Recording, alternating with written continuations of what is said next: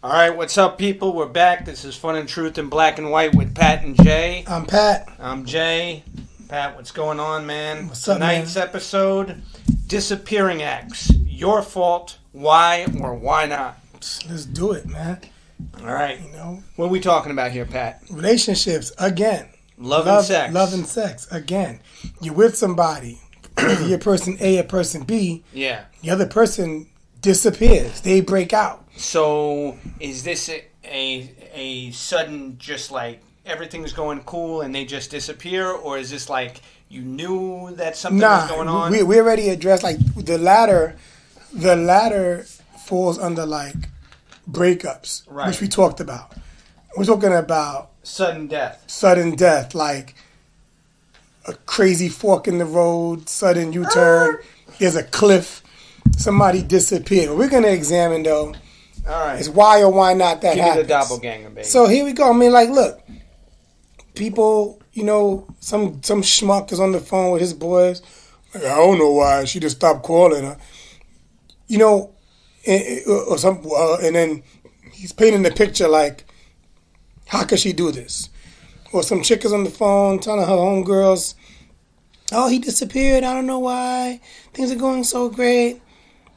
Now, those are the phone calls and the emails. Right. So let me just pause you for a second and say, so what we're talking about here is that whoever the party is that's getting, shocked, you think that everything's going along fine, and suddenly, bam, like that. But everything's going along fine. We put in air quotes because you Obviously, might think things are going along right. fine, and you're either clueless and it's truly unbeknownst to you, or all along you felt something was wrong, but you just acted like you didn't. Right. So the group texts, or the text you send your friends, or the emails, the phone calls, or in person, the kick around sessions you have with your people. But then there's the moment of truth. Like, you're taking a shit, you're driving by yourself, you're showering, whatever, and you begin to think of the things that either you felt all along were going wrong, or that it was crossing your mind, but you kept ignoring it. And now you're rethinking the whole relationship, trying to figure out why this person broke out. Right. Let's examine some things that have caused somebody to break the hell out. Right. All right? And we're not talking, we might be talking about ghosting here, but we're not necessarily talking about ghosting as much as we're talking As a matter of fact, let's paint the picture. We're talking about suddenly you're not getting the good morning text. Suddenly, the frequency of which you see each other decreases. Suddenly, the person's availability dissipates. Suddenly, if you're living together, the person's schedule changes drastically. Then they up and move out. I'm talking about you're going 60 miles an hour, cruise control, Right. and you come to a screeching halt. Right.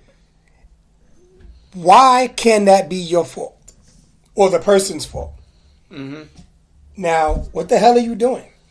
Are you not handling your business? Whether, pick a category: bedroom, boardroom, kitchen. Yeah. You can push somebody away, man. Like, it's so easy for people to be like, oh, how could they? They just left. What are you doing? Are you talking too much? Or you're not talking at all. Yeah, do you have too much to say, man? Like, are you talking somebody to death? Are you overly critical?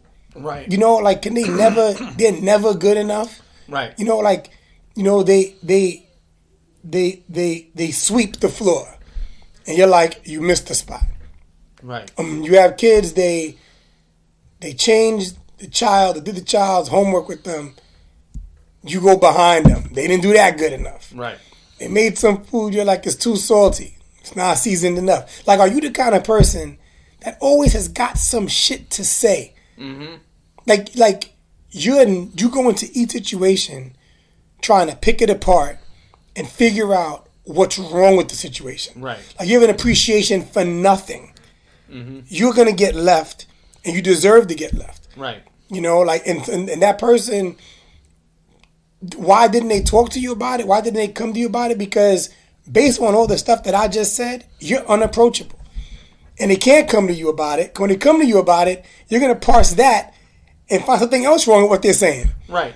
And if it's not because you're so one is that you could be unapproachable, but it could also be that because you're negative and you have nothing positive to give, that could also be the turnoff. But what we're really saying here is that the disappearing act is that somebody basically got turned off. And you not only are you not turning them on, but because you're turning them off, they're looking for other people to turn them on. Be more specific. Yeah. You ever meet somebody that's never wrong? Like, every situation is somebody else's fault. Like, and I'm of the belief that there's a percentage of fault. Pause that. Okay. This is an interesting one because you see this a lot on social media. But there are certain people who believe that based on astrological signs that there are rights that you don't have to be wrong in terms of your astrological sign, and especially when it comes to women with posting this stuff, certain astrological signs, they basically are saying that, we don't have to, we're never wrong because of our astrological sign. That shit is like so convenient. Like, you ever meet somebody that finds a meaning in everything? Yeah. Like, every red light was for a reason. Like, let me tell you, with that thinking, you can find logic behind everything. Right. Like, you can trip down the steps. You can stub your toe. Like I mentioned, get caught at a red light, miss a phone call, not see a text, then it comes through later because you were on the train. Right. Like, and you just create meaning behind everything. Sometimes, though, shit just happens. Right.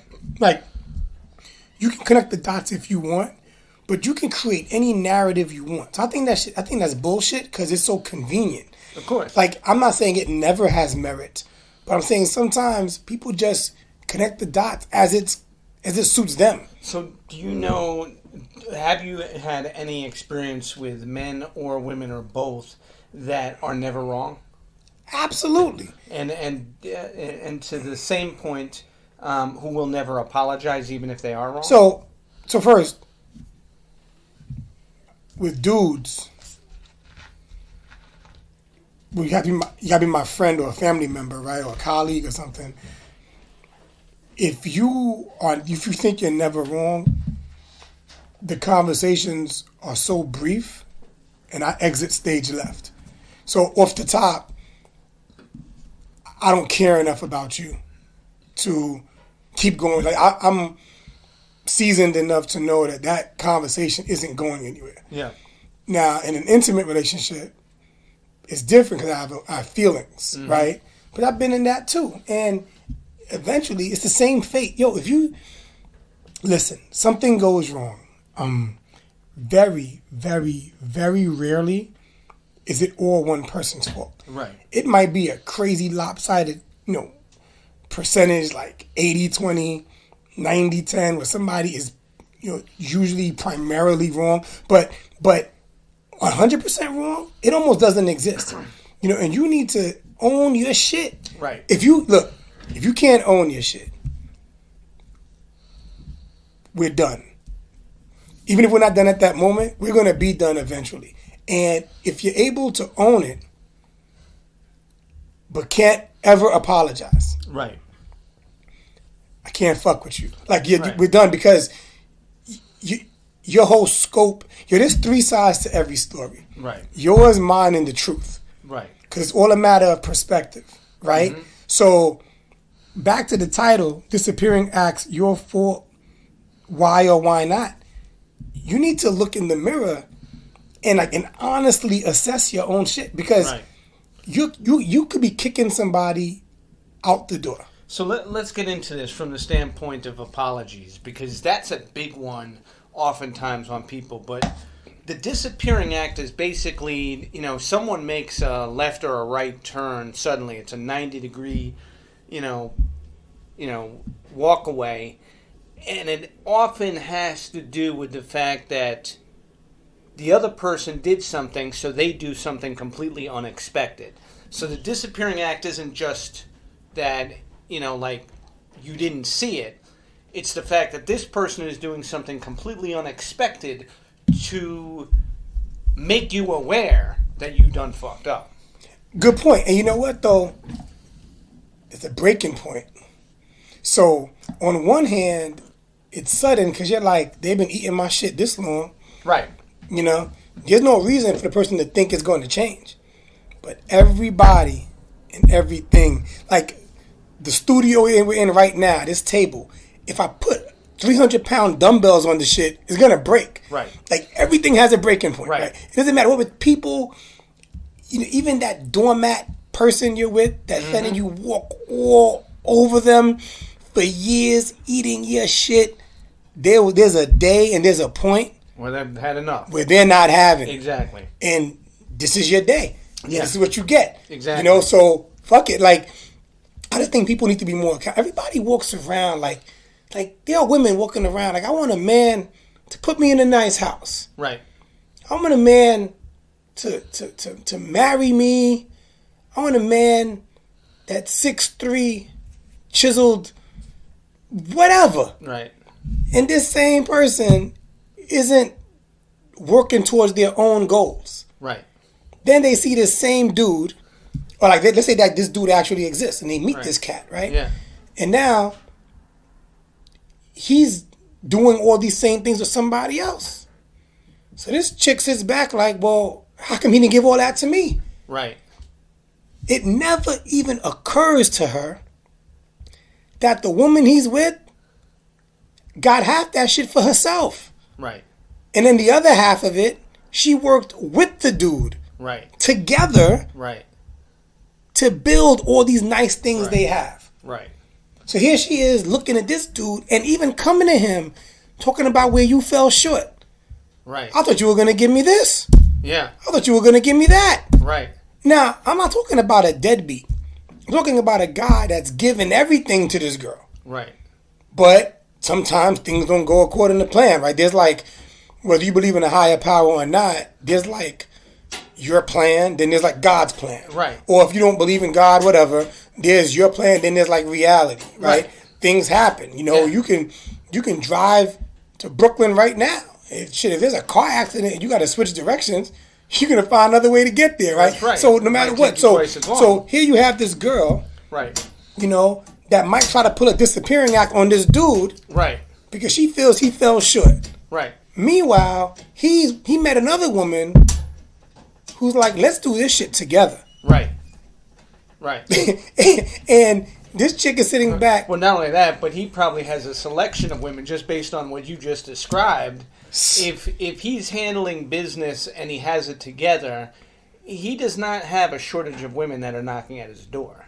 So that's the first thing. But the second thing, I think, to your point, is the fact that the sense of entitlement that a lot of women have today in terms of their shit doesn't stink, number one, but number two, that somehow men are supposed to give them things. And I think that that's sort of a fascinating thing about relationships today. And a lot of it has to do with the fact that everything is online and it's transactional. So therefore, people kind of relate relationships to transactions. I do this, you give me this.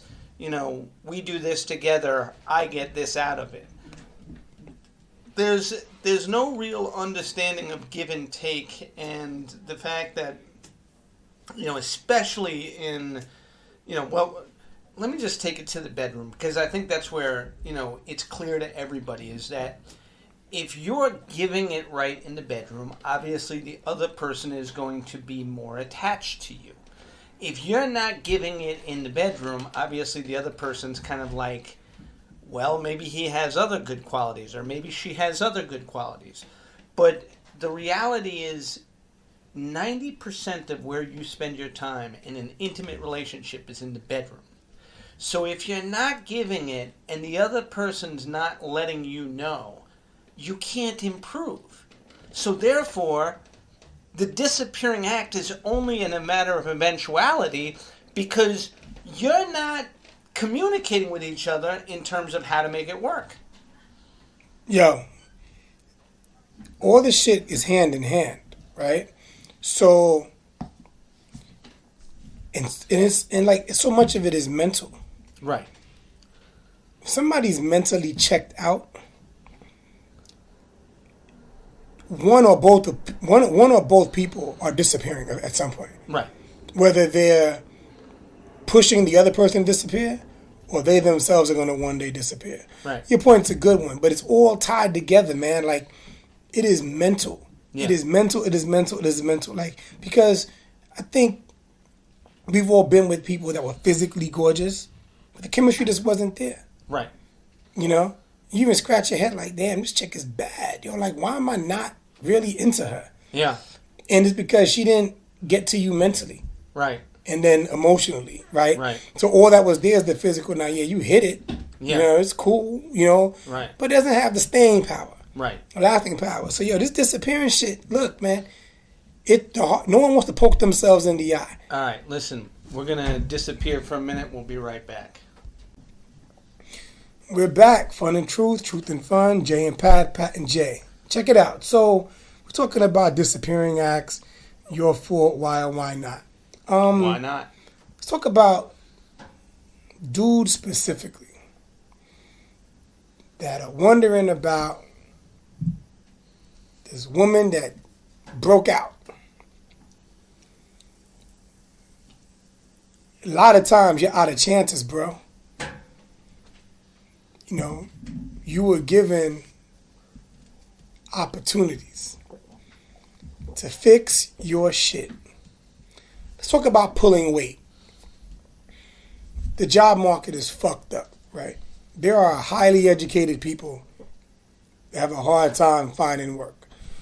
They go out, start their own businesses, they thrive, they do well. But let's say they don't, and they need to go get like a traditional job, right? Mm-hmm. And some would think, oh, well, if he struggles to find work, that's going to ruin a relationship. It's bullshit, because there's a lot of ways to pull your weight. You know, that might cause financial strain, but no woman is breaking out if you are contributing to the household in other ways. Right. That's real talk. Like that, you know, and no woman's going to emasculate, no real woman is going to diss you, emasculate you, because you're still, now, this is different than the guy that's like on the couch all day. So what you're saying is that if he's a family man, even if he's not, even if they don't have kids, home, even if, right. If he's contributing to the quality of life, washing the dishes, whatever it is, laundry, cleaning, whatever domestic chores. Well, yeah, but the thing about it, we all live differently. Some people live in apartments, some have doormen, some have maids. Cooperative economics. Right, yeah, so I think that's a better term because it really varies household to household. I'm saying in the context of said relationship, if the dude is contributing, yeah, it doesn't have to be 50% of funds. It doesn't have to be 80% of funds. Right. If the effort is there, the contribution, she's not going anywhere. Okay. All right. Now, but there are dudes that spin the narrative. Oh, she left me because I couldn't find work. When I was down, she didn't help me, and she just broke out. She lost patience with me. You see, you're not telling the whole story. Right. You know, for example, if she's out working all day and she comes back, even if you were like on Indeed, on your resume grind, the house should be kept. Mm-hmm. Right? She gave you a couple little errands to run, not for her, go do my bidding, but errands for the house. Right. And you don't do them. Why didn't you do them? Did you have like 3 or 4 interviews? No, you didn't do them because you went and played ball. Right. As a stress relief. No one's saying you can't relieve stress, but now you're not prioritizing anything other than your own shit. Right. So you're being selfish. Right. So when somebody taps out, we used that term before, disappears, it's easy to make it sound like the person's a villain. Right.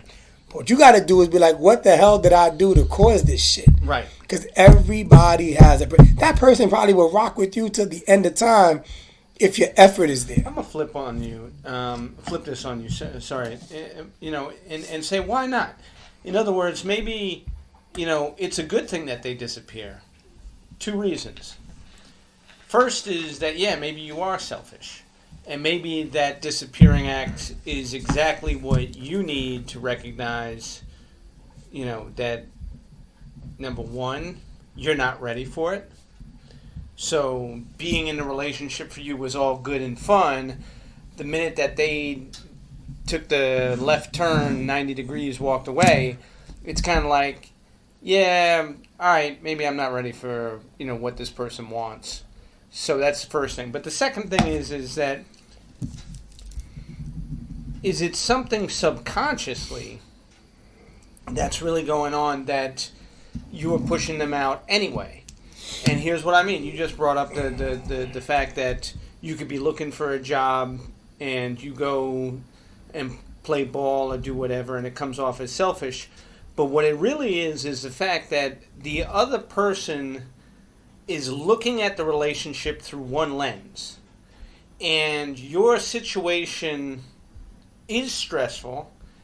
And even though they've just asked you to do things for the house in terms of contribution and everything else, you're going through some shit where you're just not able to, handle anything. You've got anxiety, you got stress, you got all sorts of things going on that you haven't experienced before. So if the person walks, maybe that's a good thing because you don't feel like they're in your corner anyway. Yeah, that's real. And I still think it comes down to communication. So let's say a person's like, yo, you know what? Those tasks, those things you asked me to do, they're not even a big deal. But I couldn't do them because I'm mentally fucked up. Right. That is better than just a shoulder shrug. Right. I'm saying even in not pulling your weight, there's a better way to do it. Right. I mean, so that whole, because what happens, it's not what you do, it's how you do it. Right. Sometimes how you do something gives off a fuck you. Yeah.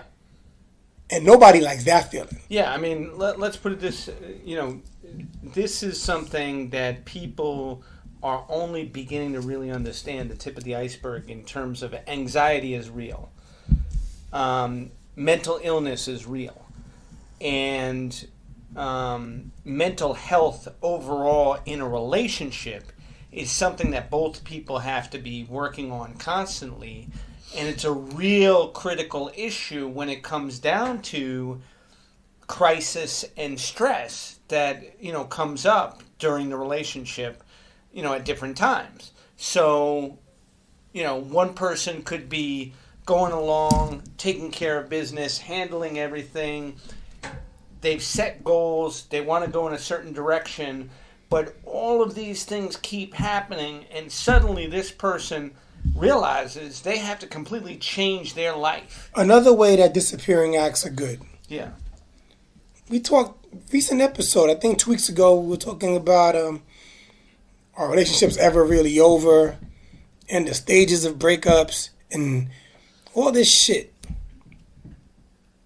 Sometimes it's just better to end it.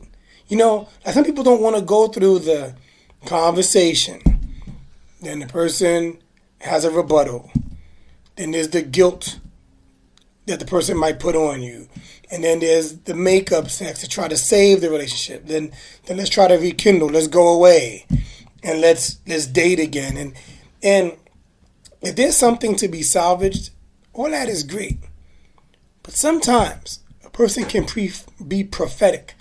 Yeah. And they just know this shit is a wrap. Yeah. Like the other person may not know. Yeah.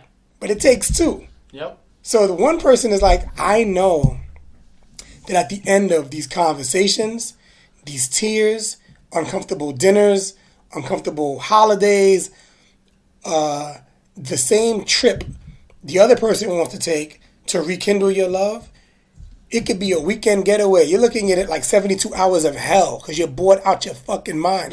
So one person might know this is over. It's so over. It's been over. It was over before I even brought it up to leave. Like, I'm done. And the only way, and the other person might look at everything as hope. So each time you have a conversation, regardless of your definitive words, They look at it as hope. Each time you send a text, an email, you can have a written letter. I mean, any act you take to say it's over, the other person just views it as communication. All right, I got to go in on this with you. Why do so many people look at make-up sex as that hope that it's going to save the relationship? Here's the problem. Many dudes think their dick is golden. Yeah. And every woman thinks that their pussy can change the world. Right. And I'm here to let everybody know it's all bullshit. Yeah. Like, it is all bullshit. If your woman is completely head over heels over you, even if she completely loves sleeping with you, all of that shit is mental. Right. Like, you can be fucking your physically you could be great and all of that, and but I'm saying what's making that effective is how she feels about you. Right. So no matter what, I'm not saying that you're not fucking the shit out of her. Right. I'm saying what makes that effective is between her ears. Right. And so the minute that she taps out, no matter how good you are, no matter what, and she might come back and sleep with you still, but she's already gone though. Right. You know what I'm saying? Yeah. So she's already dialed out. And the same thing, like, yo, we do. And here's the point to that is that so she could say during the relationship that there'll never be another man, that you're the only one, you're the king in her life, you're the greatest ever, all of these things. The minute that relationship is over, no matter how long it takes for her to move on, she's going to say that shit to the next guy. And not only that, there will be a next guy. And when you see that next guy, from your prism, he might be corny as fuck. Like, I'm talking about, like, just like the complete opposite. Like, however fly or dope or official you think you are, he might, or even the way you know her tastes to be, like, she might like dark-skinned dudes, he's light-skinned. She might like tall dudes, he's short. Right. She might like chiseled dudes, and this guy's flabby as Right. hell. Like, she might like athletic dudes, and you can't bounce a ball. Right. Like, so you might look, how the fuck? And you might even, your ego might be so big, you're like, well, she's not really feeling him. Don't sleep on this dude. Right. You know what he might have done? He might have cooked her some fucking lasagna or some shit. Yeah. And wrote her a poem. Yeah. And did some shit that she never even knew she liked and fucked her head up, bro. Yep. Like, I'm just saying, don't sleep and don't think you're that ill. Well, and to your point, though, people build a statue of themselves in their mind. Right. And that shit will come crashing down. Yeah. And that goes for all of us. But the other point behind it is that it's the fact that 90% of the time it's not even that the dude did something intentionally. It's what she was looking for. Remember, it doesn't have anything to do with the dude. It has to do with the woman. She is looking for something. She leaves you because you're not giving her what she's looking for. We're going to talk about... She goes to the next guy. It's not a matter of what he has other than meeting what her needs. That's an important thing. Because something you'll hear women say that you never hear men say. There's something about him. There's something about him. He's not blank, blank, blank, blank, and blank, but there's something about him. Usually I prefer a guy to be this, that, the third, and the fourth. He's not that, but there's something about him. You're never going to hear a dude say, I usually like him this way, but there's something about it. Nah, dudes don't. Listen, I don't speak in absolutes. Dudes don't talk like that. Word. They don't. We don't. Yeah. And whatever. Say we have the depth of a toilet bowl. Say what you will. These are facts. Right. And I'm not saying a guy has a specific type. I've dated the spectrum, bro. I'm the fucking United Nations. You know what I mean? Yeah. But I'm saying certain things I like. I like a pretty smile, for example. Right. You're never seeing me. If you ever see me with a girl with yuck mouth, she's got millions. I'm being honest. Damn. I'm being honest, right? So, in terms of body type, there's 2 body types I won't deal with. Excessively obese or excessively bony. Okay. If you're anywhere in the middle, chubby, thick, even like heavy, you know what I'm saying? But just not excessively obese. Or if you're a slim chick, nah. But like if you're built like the fucking scarecrow, or you're like totally obese, right? Either of those extremes, anything in the middle, I'm game, right? Okay. So I'm just saying, like, there's certain things you're not gonna see me with. So I don't have a specific type, but there's a couple of things that's not happening. Halitosis, another one, with that yuck mouth shit. Yeah. If I can see your breath and it's not winter, damn.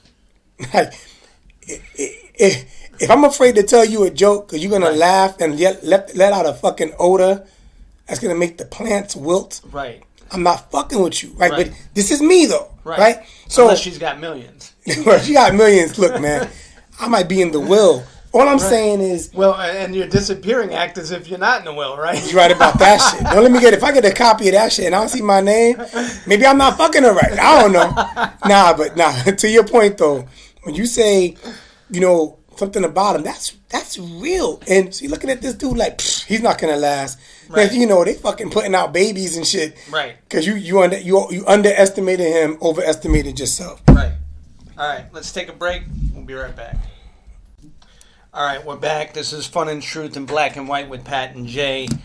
We were talking about disappearing acts, and specifically we got into women, and there's something about him. Pat, what are the main things that men go left on? In other words, usually guys are pretty steady in terms of the relationship goes a certain way, they'll stick with it. But they make left turns very easily, and it's like the criteria is usually a standard criteria. I think there's an umbrella that all the criteria falls under. Okay. And that umbrella is distractions. Okay. I think men are easily distracted. Yeah. When a woman is into a dude, okay, a woman would change her life for a dude. Mm-hmm. She'll change when and where she goes to the gym. She'll reschedule things with her girls. She will, and it's not like she's so subservient, but it's more like now the dude becomes the center of her universe. Right. And I look at it as really giving the relationship a chance. Yeah. Like she's making that guy a priority. Mm-hmm. Men a lot of men, fit the girl in to their life. Right. So like, this is the day I play ball. This is the day me and my friends hang out. This is when I get my haircuts. This is when I do these things. I'm free this day, I'm free that day. See the difference? At this time. Right. Yeah. And so you're getting a window, a very small window as a woman in a man's life, whereas a woman will basically put her entire life into a window to make it everything else available. So now, so let's say that's what happens. In this routine, on the guy night to hang out with his boys, right, or on the basketball night or whatever, if he comes across something he thinks is better, right, he will get distracted and replace that woman. Right. Now, when you see a guy is in love, here's the difference. His window gets bigger. Dudes, in particular, people in general, we're talking about men right now, will make time for what they want to do. Mm-hmm. These are facts. If him and his boys are going away in 6 weeks, and he wants to look a certain way, he's going to find his way into the gym 5 times a week for those 6 weeks. Right.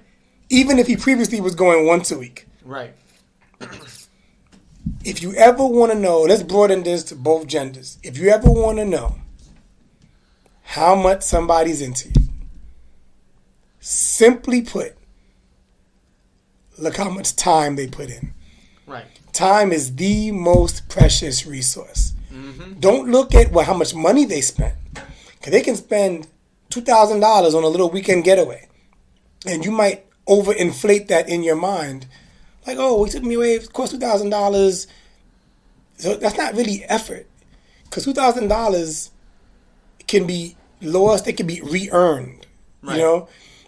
Even but you can never get time back. You can never get time. You can't get 5 minutes to go back, right? $2,000 is money. And then also, too, that even if it's somebody that's not making a decent salary, they could have saved up to get. I mean, there's a lot of ways to get $2,000. It's not a lot of money. Right. Now, to somebody that has a good amount of money, that's a drop in the bucket. But it's not effort. It's swiping a credit card or typing one in.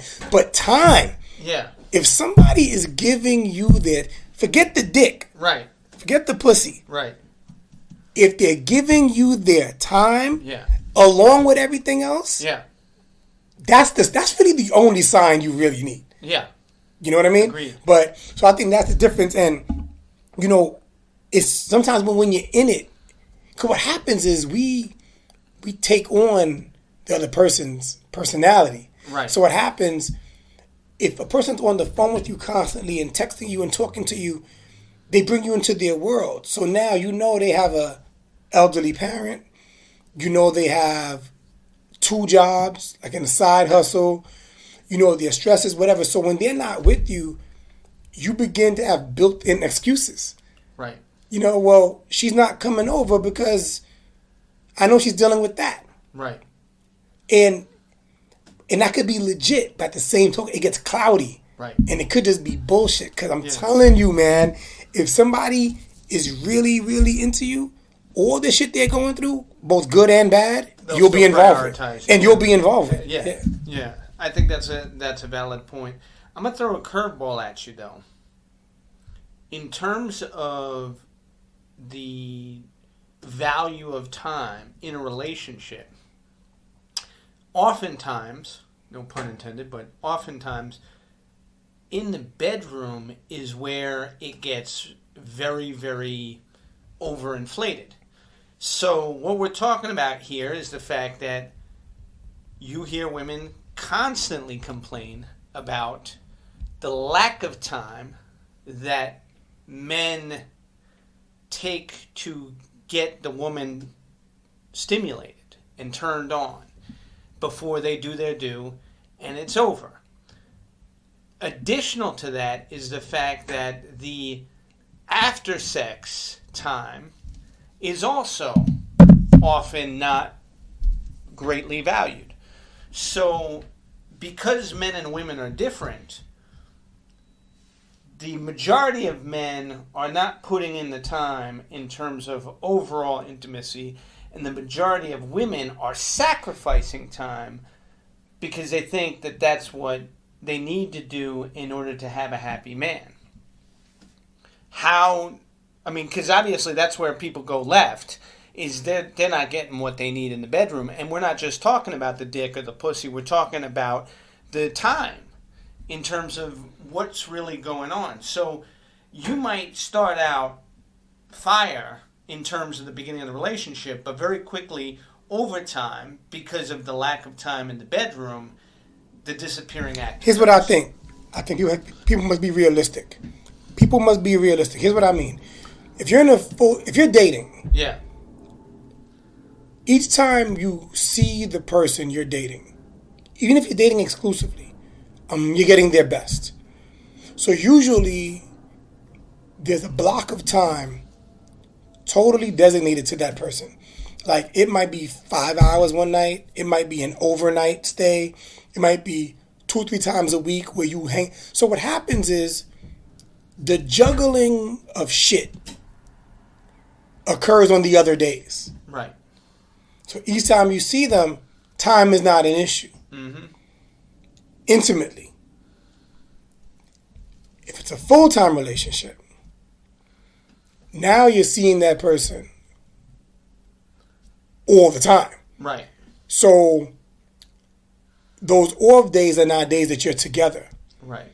So you're seeing them when they're not at their best and when they're dealing with other shit. Now, I say all that to say the answer is every kind of intimacy needs to be roped into that. For example,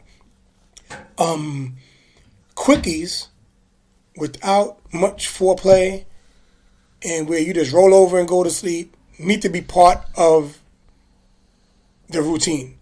Just because now you're together all the time.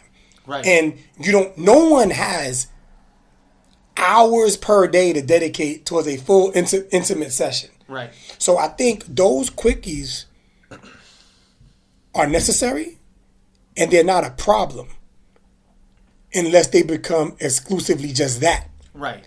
So if a lot of the sex is just sex or it's not everything that a party wants out of it, I don't think that's like a maintenance type of sex. Right.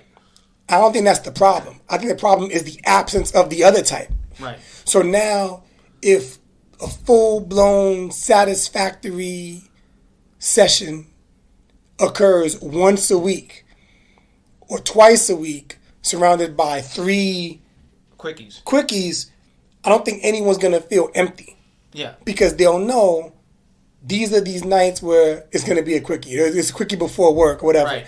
And they'll be made to feel held and loved and coddled and just feel whole at another session. Yeah. But I just think if one is happening and the other is not happening, that's the problem. Yeah, I see your point. And what you're really saying is the fact that you have to have fun in the bedroom. And the quickie is the fun, believe it or not. The long, drawn-out sessions are these big, intimate... I think quickies are fun with the backdrop of the real sessions. Right. Yeah, because if it's quickies by itself, right. One person might feel like shit is getting cheap. Right, and but that's the thing about it is that if you're having these long drawn out sessions, once a week or once a month, whatever it is, it might be great, but it doesn't satisfy both parties the same way. Number one, because people have different needs, but number two, because of the fact that exactly as you talked about in terms of time. Sometimes the whole long drawn out thing is great. Other times it can actually be underwhelming.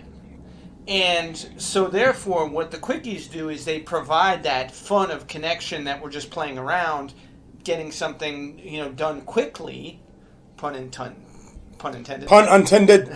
But the point behind it is that it's more about the connection for that short period of time that keeps you and involved. I love tying episodes together. So let's say your relationship is a bunch of quickies. Yeah. And let's say one or both parties are not satisfied. It is a very bad idea to go to an unsatisfied partner and ask them to have a threesome with you. Like, before you can introduce a third or fourth party, or any type of kinky shit, you need to handle your business yourself first. Right. Because for her or for him to even entertain the idea, you've got to have them open. You bring up a good point here because I'm fascinated by this particular aspect of relationships and sex in general is the fact that the complaint that most women have about men is how long they last. And in terms of the quickie, sometimes that could be exactly what she needs in terms of just getting the feeling that she was looking for with that long drawn out session. So the reality is that it's a paradox, just like when we talked about the dude who there's something about him. The reality is that she's looking for something specific in the sex itself sometimes that is just about the way in which he's given it to her. That makes all the difference in whether she's able to get the the pleasure, and it's not just physical. That's the thing about it, is that for a woman, it's connected to emotional and spiritual, mental. All of these things have to connect in order for her to get the satisfaction that she's looking for. So going back to our title, which is Disappearing Acts Your Fault, Why or Why Not, how much is it the guy's fault in terms of being able to recognize, identify, and handle his business in each situation? I'm going to make everything 50-50. Of course, it's not realistic to do that, but I'm going to use that because what we're talking about is communication. Yeah. So it can be, let's say he talks to her. So let's say in the moment, she's theatrical as fuck. Right. He thinks he's blowing her mind. But she's just loud and screams, but she's not actually satisfied. Right. He has a history and a memory. He's comparing it to his previous partners. Right. That acted the same way, that were satisfied, or he believed they were satisfied. And he might think that talking about it is futile and unnecessary if she's reacting the way she's acting. Right. She's reacting. That's one scenario. I can't fault that man for not coming to her and recognizing what's he to think. Right. Right? And so let's say, like, not only is she acting like that, she's always hopping on for more. Yeah. Always down for more. Like, why would he think it's not all right? So then, let's say he confronts her, like, how you like it? Is it good for you? Or whatever he's saying to her. Right. And let's say she tells him it's great. She doesn't want to hurt his ego or whatever. Who knows? Like, it's not on the surface. It's easy. It's easy to he didn't recognize it. How did he not know he's not handling his? Maybe he talked to her and she told him otherwise, or he just observed her. And it's not always that straightforward. And I get it, because the woman may not be able to find the words to be like, yo, you suck at this shit. You're not pleasing me. You know what I'm saying? Or she may not even be able to, like. So then whose responsibility is it to, introduce the toys and the video and the different concepts? Everybody in the bedroom, whether it's 2, 3, whoever, let's say it's 2, it's both parties' responsibility. Right. Sex is not on one side. A man has to please the woman. Right. That's the most bullshit. Like, there are women that email us that they can't orgasm. Right. We write them back, and they tell us they've never orgasmed. Right. And there are women that tell us they've never masturbated, don't know what makes them come. No man has made them come, but they're writing us telling us this man they with can't make them come. Shit, you can't make yourself come. Right. Like, so you to know yourself. You want this dude to figure. Know you. This dude is looking at a padlock and shit. Yeah. Doesn't know the combination. Well, but you don't know the combination. It's a combination lock, and he's got the wrong fucking key. Yeah, and you don't even have a key to your own shit. Exactly. You know what I'm saying? Like, there's dude email us. It's always weird because we need women on the show, man. They're coming, I promise you. But dudes email us, such and such can't make me come by blowing me. I can't respond to that email. And like, I don't. What I'm gonna say, son? Like, so. I'm saying to everybody in the room, it's nobody's responsibility. It's both parties' responsibility. That's right. To figure out what works, to keep the shit fresh, whatever. Like, no one person can put it on the other person unless you're doing everything right, doing all the communicating, and the person is not responsive. Now, you need to fucking disappear. Right. You know what I'm saying? But if both parties are in it, then be in it for real. So, I want to end on this note, take a break, but I want to ask you just said something that's really important. Choosing to disappear. What is the gumption that somebody has to have to just say, you know what, I need to disappear? One thing only. It's such an overused and old school term, but keep it real, man. Look, there's no future in fronting. Your life is short, man. And the longer you live a lie, yeah, you're shortening your life. Yeah. For what? if you want to disappear, disappear. Everybody's going to be all right in the situation in the end, you know. So all it really takes is maybe a breaking point, but more importantly, just simply put honesty with yourself, first of all. Yeah. And if you feel you can't be honest with the other person and the only way to get the message across is to disappear, then bounce. Yeah. I got to give one caveat, though, and one disclaimer, rather. We haven't talked about children in any of this. Don't email us talking about you disappeared and there's kids in the house. I'm not saying you have to stay in a situation. I'm saying you owe that situation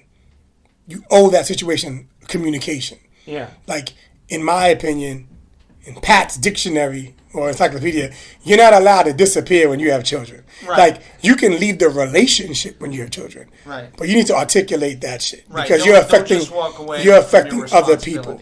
If you're in a relationship with an adult and you want to break out without explanation, who am I to judge? You know, that's what you want to do. Right. You know, do it. You might have very good reason for doing it that way. Yeah. You just want to throw that out there. All right. We'll be right back.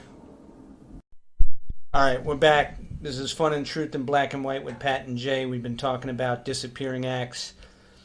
Pat, I don't give a fuck about your superiority. And here is what I mean.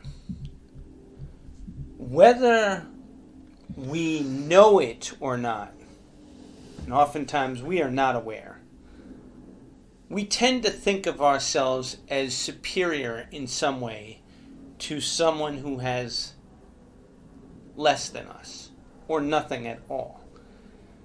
It's not unnatural. It's something that happens simply because in life, when you get certain things met in terms of your needs, as you go up Maslow's hierarchy of needs, you tend to forget that those with less than you are still equal to you. So you look down on them. You feel bad for them.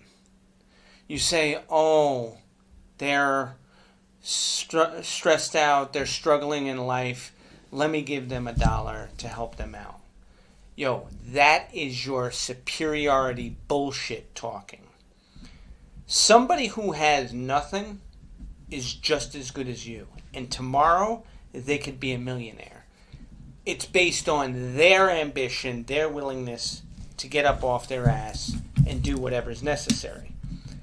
Now, I'm not saying that everybody is capable of reaching a level of success that I just talked about.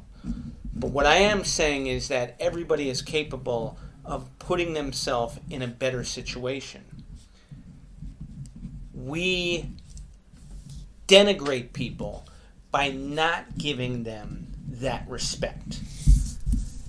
Superiority allows you to feel